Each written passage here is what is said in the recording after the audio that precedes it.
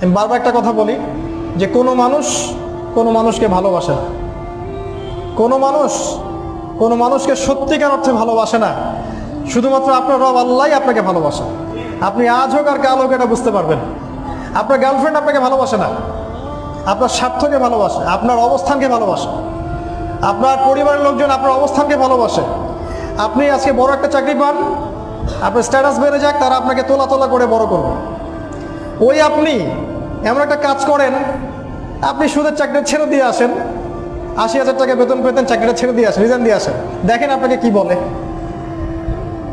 আপনি আল্লাহর জন্যে, ওরা বলছে আপনি দাড়ি রাখবেন না, আপনি আল্লাহর জন্য দাড়িটা রাখেন, হারাম রিজিকটা ছাড়েন, হারাম অ্যাফেয়ার্সটা ছেড়ে দেন। আপনার বড় ব্যবসা আছে কিন্তু হারাম, আপনি ছেড়ে দিয়ে পরিবার বর্গের কাছে আসেন, বলেন যে আমি আল্লাহর জন্য হারাম ব্যবসা ছেড়ে দিচ্ছি, দেখেন আপনাকে ভালোবাসে কিনা। মানুষকে ভালোবাসে না।